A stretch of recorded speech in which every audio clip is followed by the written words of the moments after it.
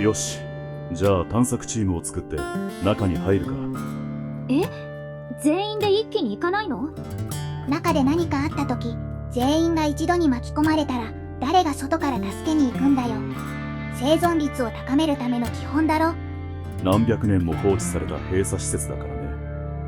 防衛システムがバグって暴走してるかもしれないし、有毒ガスが充満してる可能性もある。ふむ。ならば探索チームのメンツは決まっておるな。わらわとエルゼ、ベレリン、ロイ、そしてセアラの5人じゃ。なるほど。全員がサイキャスターの組か。それなら不測の事態が起きても超能力のシールドや手数の多さで柔軟に対処できる。いい選抜だと思うよ。じゃあ残りは緊急時の救助役ってことね。私も探索組ですか。私の戦闘スキルは皆さんほど高くありませんが。何を言うか。旧文明の施設内は光の届かぬ真っ暗闇じゃぞ。万が一電気系統が死んで光源を失った場合、そなたの放つピンボールが何よりの明かりとして役に立つからの。ああ、そういう理由ですか。わかりました。お役に立てるよう尽力します。私のメカたちはほとんど置いてきてしまいましたものね。お役に立てず申し訳ないですわ。リフターがいるだけでもありがたいですよ。安全を確保したら資材の搬出を手伝っていただきますので。じゃあ私はキャンプの留守番とみんなが戻ってきた時用の美味しいご飯の用意をしておくね。料理したことなかったはず。よし、それじゃあ日が暮れる前に探索を終わらせよう。みんな気をつけていくぞ。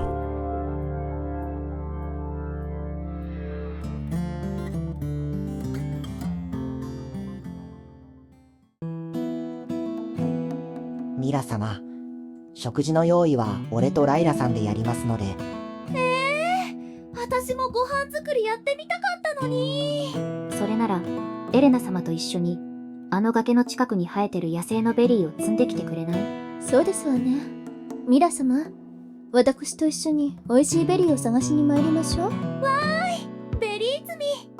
はーい、エレナ様行こう。あんまり遠くに行っちゃダメよ。必ずキャンプから見える範囲にいてね。わかってる。さてと、ようやく二人きりでゆっくり話ができそうね。話ですか？兄の話よ。私がキャラバンで離れている間、なんで兄やレグアが反乱の末に逃亡なんて話になったのか、じっくり聞かせてもらうわよ。わかりました。前方に敵へ、数3。まとめて消し飛ぶがよい。とどめは任せてくれ。いけるか、セアラ。はい、いけます。足止めいたします。来るぞエルゼ。承知しました。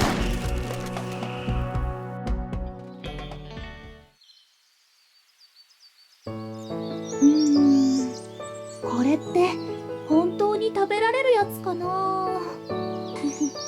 こんなに綺麗な赤色をしていますもの。きっと大丈夫ですわ。よし、いっぱい集めてセアラをびっくりさせちゃおうっと。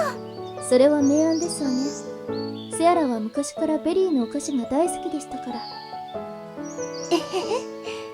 こんなこと言ったら不謹慎かもしれないけど、なんだか私今すっごく楽しいの。ゆうべもみんなで焚き火を囲んでお話しして、テントで寝たりして、お友達がいっぱいできたみたいでワクワクしちゃうんだ。そうですわね。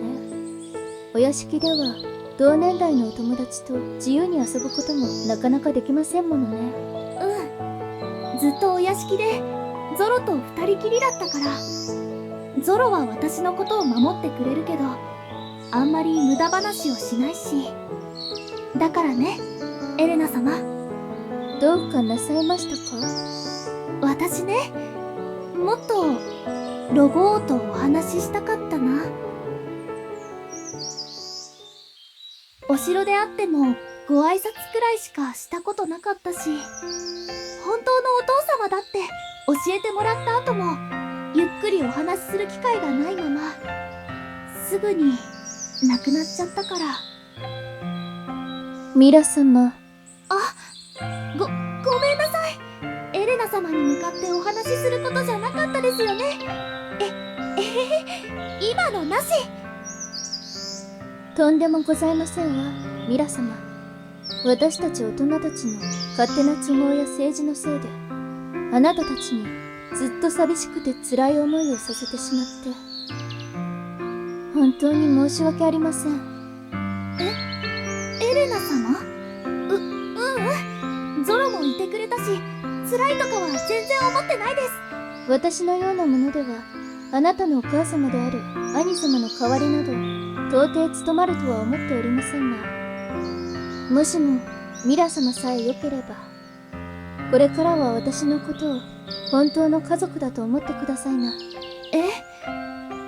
当に？ええ、もちろんですわ。あなたはセアラの妹。それなら私にとっても娘同然ですもの。じゃあお母様って呼んでもいいですか？まあ、もちろんですわ。たくさん甘えてちょうだいね、ミラちゃん。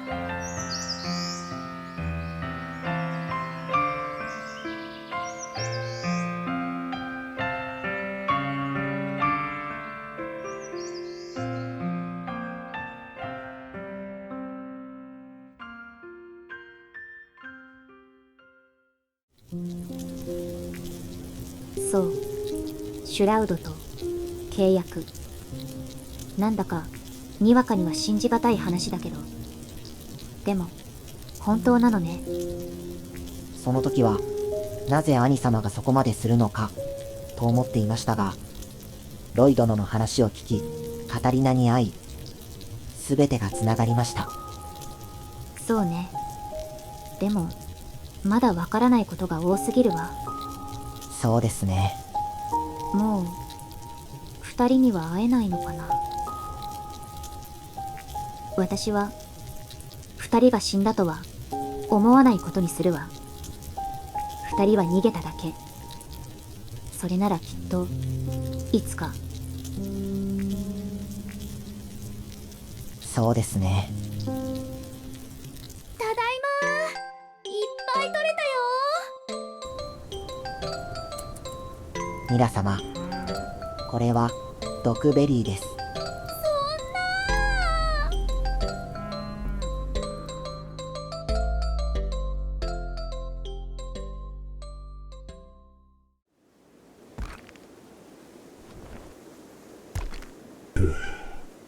予想以上の大量だ。パーツはほとんど無傷で残ってたよ。アイリエン様、お怪我はございませんか？あの程度でわらわに傷がつくものか。なあロイ、この板何なんだ？ああ、それが重力パネルだよ。それを船体に組み込んで重力コアとつなぐ。それで船が飛ぶ。待ってくれ。おかしいだろ。何がだい？僕は技術屋だ。理屈がわからんものを組み立てるのは死んでも嫌なんだよ。いいか、電磁波なら金属の箱で遮蔽できる。放射線だって鉛で止まる。だが重力だけは違う。この世のどんな物質を持ってきても重力は遮れない。それが物理学の大前提なんだ。それなのにこいつはケーキの反応から見て重力を弾いてやがる。お、よくわかったね。ご名答だよ。ご名答じゃない。前提が崩れてるんだよ。まあ俺の専門は遺伝子工学だからね。原理の中身まではさっぱりだよ。でも使い方の理屈だけなら教えられる。そのパネルで船体をぐるっと囲むと、船の内側だけがこの星の重力から切り離される。切り離される。外の重力は入ってこない。つまり船の重さが消える。重さが消える？そう。何百トンの鉄の塊が羽一枚と同じになる。待て待て待て、そういうことか。重量がゼロなら動かすのに必要な推力もゼロに近い。だからそこのそれで足りるんだな。ご名答。それがスラスターだ。パネルで重さを消してスラスターで軽く押してやる。それだけでこの鉄の箱は宇宙まで出られる。くそ、単純すぎて腹が立つ。巨大な反応炉も何百メートルもある噴射機関もいらない。ただ重さをなくすってだけで全部飛び越えてる。美しいじゃないか。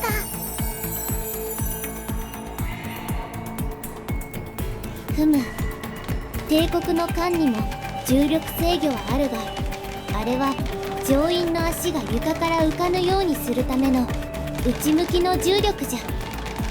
船の重さそのものを消してしまうとは、そんな発想はなかったのう。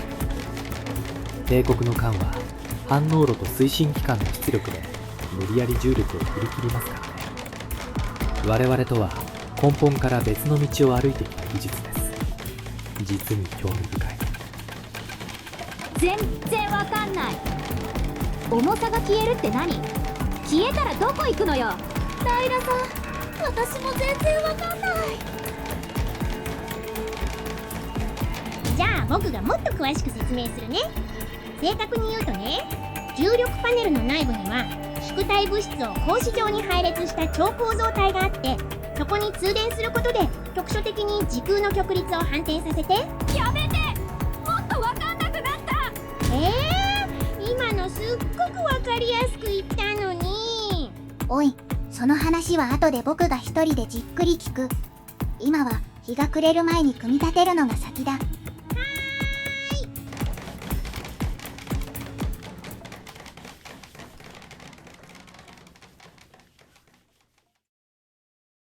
船の名前はラサママでよいな。ラサママ？ラサママじゃよいな。いいけど、なんでラサママ。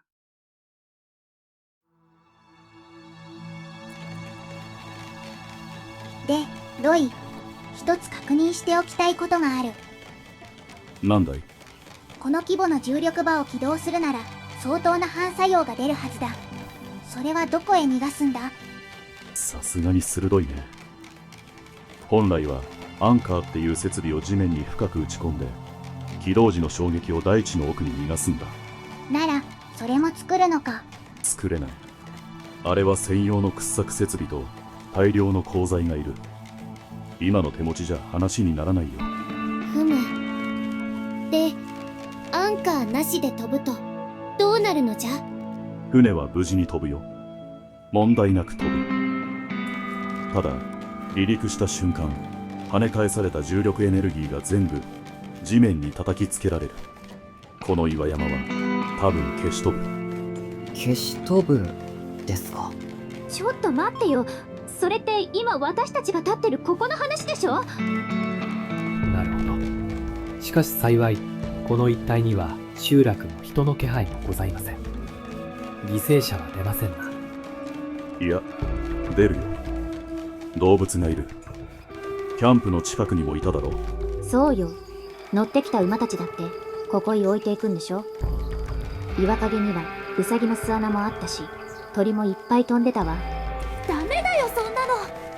動物さんたちは何も悪いことしてないもん。いや、しかしだな。僕たちは今星が滅ぶかどうかの話をしてるんだぞ。野生動物の何割かが巻き込まれたとして、それが何の？はあ？あんたそれ本気で言ってる？私はね、キャラバンで10年動物たちと一緒に生きてきたのよ。それをこっちの都合で丸ごと吹き飛ばして何割か？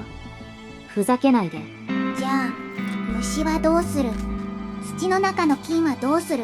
線はどこで引くんだ？それは引けるところで引くさ。目に見えて逃げられるやつは逃がす。それ以上は無理だ。完璧にはやれないよ。でもやれることを何もやらない理由にはならないだろう。はいはい、わかったよ。僕が悪かった。合理的な話をしたつもりだったが、どうもこの船は干渉化が多すぎる。合理と感情、どちらも揃っていないと人はついてきてくれませんよ、バズさん。で、どうするんだ？この広さを人力で駆け回って追い立てるのか？あ、それなら僕、いい方法があるよ。なんだいトンちゃん。僕のスピーカーね、地震の前に地面が出す超低周波を再現できるんだ。動物はあれを本能的にすっごく嫌がるんだよ。天才が来ると思ってみんな一斉に逃げ出すの。ライラ、群れの通り道はわかるかい？任せて。水場の位置と風向きが分かれば、あいつらがどっちに逃げるかくらい読めるわよ。さすが隊長さんだ。よし、船の組み立てと並行して動物たちを山から追い出す。日が暮れるまでが勝負だぞ。動物さんたち、ごめんね。ちゃんと逃げてね。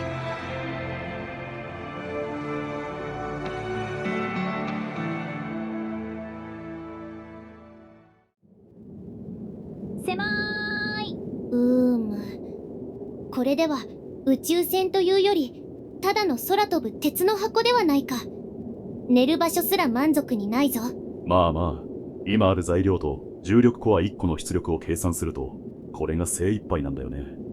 最低限の設備と全員がぎゅうぎゅうに詰めて座れるだけの狭い居住スペースしか作れなかったよ。文句言うなよ。見た目はみすぼらしいが、こいつの機動力は本物だ。これがあれば次の地下施設の座標まで馬なら何日もかかる距離をわずか数時間で移動できる。そこでまたパーツを回収して側を拡張していけば、いずれは立派な宇宙船になるさ。なるほどな。ということは船が大きくなるまでは夜はこれまで通り船外に出て地道にキャンプ生活を送らねばならんということじゃな。私、みんなと一緒にご飯食べたりテントで寝るのすっごく楽しかったから、むしろ嬉しい。また暗いのか。ロイ、低周波の放射全部終わったよ。センサーでもこの山に大きな動物の反応はもうないよ。水場の群れもちゃんと東の草原に降りていったのを確認したわ。よし、ならあとは俺たちが飛ぶだけだな。それじゃあ一度記念すべき初フライトと行くか。パイロットは誰が？僕がやるよ、任せて。こう見えても当時のフライトシミュレーターデータは全機種分コンプリートしてるんだからね。おい、もし操作を誤ってわらわたちを墜落させるような真似をしてみろ。その時はそのふざけた頭のメイン基板を素手でへし折ってただのスクラップにしてくれるからな。大丈夫だよ、任せて。じゃあみんなしっかり捕まっててね。出発。